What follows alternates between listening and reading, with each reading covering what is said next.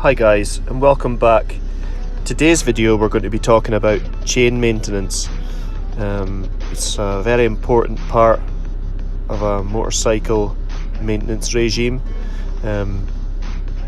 Certainly the tension of the chain should be checked daily before you go out on a ride. But today I'm going to show you me cleaning the chain and getting the chain lubed up so it doesn't rust over the winter months. My choice of product I'm going to be using is WD-40. I've seen a few reviews on this and thought I'd give it a try. The lube's apparently got some excellent anti-fling properties. So I'm starting off, as you can see, by spraying on the WD-40 cleaner.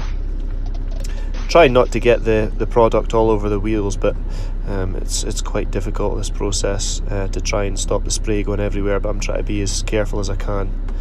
Once it's been liberally sprayed, as you can see, I'm turning the wheel to get the cleaner to work into all the parts of the chain. And then I'm using an Oxford chain cleaning brush. It's quite handy. It's got two ends to the brush. One part is more a detailing brush and the other part is grooved so that you see that it slots into the chain nicely. Quite a handy piece of kit from Oxford. I think it was about £10 or £15, so worth it. Once I've done this, you can see that I'm now wiping down any spray that I've got on parts of the chassis and the chain guard, just to keep the job nice and clean, because the spray, like I said, does tend to go everywhere.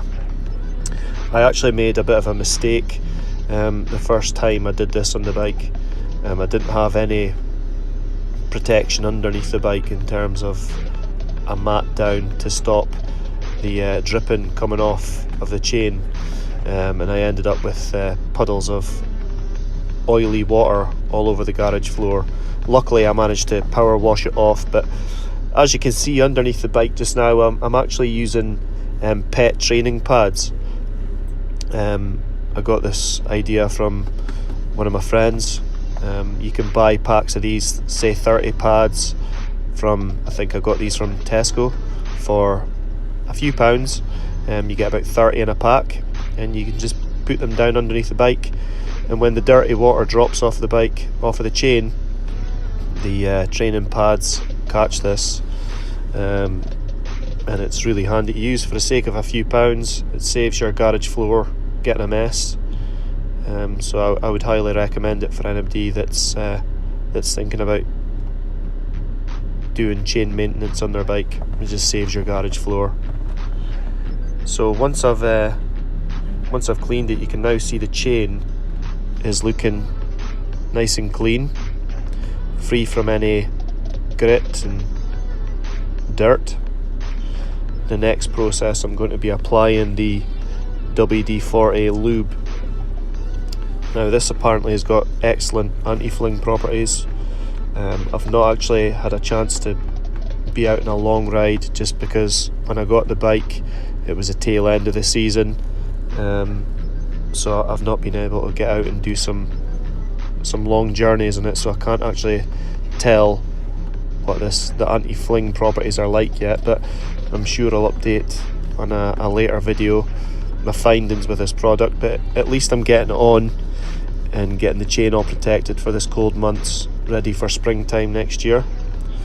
So like I said to you before, when I made a mistake with not putting protection underneath the bike, I also made a mistake in terms of spraying the chain from the side on angle rather than in from the back, and I ended up getting the lube all over the rim of the wheel, which was a bit of a nightmare. But just tips for anyone wanting to do this. It's an idea to spray from the back carefully so that you're not directing towards the wheels or parts of the chassis of the bike, because it can be a nightmare to get off. Like you've seen me doing there, I was checking the tension of the chain as well. I noticed in my Triumph owner's manual, it states that the The allowance in the chain movement is between 26 to 32 millimeters. I think those are the figures.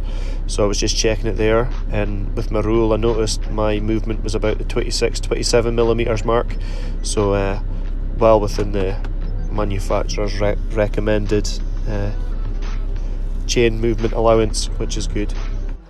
Now if you do find that your chain becomes slack and falls out with the manufacturer's guidelines for tension, there are adjustments at the back of the bike. I don't really know too much about this, I've never done it, but I'm sure I'm going to have to learn this at some point. But I do know that you've got to be careful how you bring the rear wheel back, because you've got adjustments at either side of the wheel. And I know that if you pull the rear wheel back too much at one side and too little at the other side, I know that you can end up running with the chain off a square, which obviously isn't a good thing, but this is something I'm going to have to look into and learn for myself. Now hopefully you found this video helpful, a little bit interesting. If you did, hit like, hit subscribe. There's plenty more content coming. This is just the start, so it'd be great to have you guys on board with me. I've just received my new Vance & Hines exhaust system in the post, so keep an eye out for that video coming. I'm going to be doing a before and after of sound and performance, and also looking to try and source an X-pipe for the bike as well.